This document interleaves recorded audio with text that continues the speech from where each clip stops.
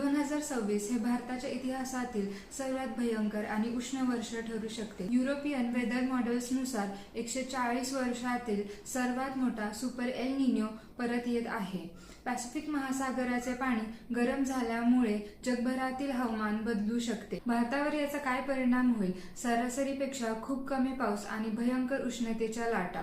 दिवसापेक्षा रात्रीची गरमी जास्त जीवघेणी ठरेल, कारण शहरांमधील सिमेंटची घरं आणि एसी मधून निघणारी उष्णता रात्रीचे तापमान वाढवते। आपण विकासाच्या नावाखाली लाखो झाडे कापत आहोत, पण तुम्हाला माहित आहे का, झाडे तापमान तब्बल 12 डिग्री सेल्सिअसने कमी करू शकतात। मग आपण काय करू शकतो? नवीन झाडे लावा, जुनी झाडे जगवा, उन्हाळ्यात नेहमी स्वतःजवळ ORS ठेवा।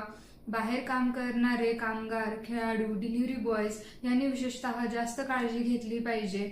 2026 मध्ये येणारा सुपर एल निनो भारतासाठी खूप मोठा धोका असू शकतो। उष्णतेच्या लाटा आणि कमी पावसामुळे शरीरात पाण्याची कमतरता म्हणजेच डिहायड्रेशन, हीट स्ट्रोक म्हणजे उष्माघात आणि याचा किडनीवर देखील ताण वाढू शकतो। रोज पुरेसे पाणी प्या, 3 ते 4 लिटर पाणी पिले पाहिजे। ORS, नारळ पाणी घेणे आवश्यक आहे। दुपारी 12 ते 4 या वेळेमध्ये बाहेर जाणे टाळा।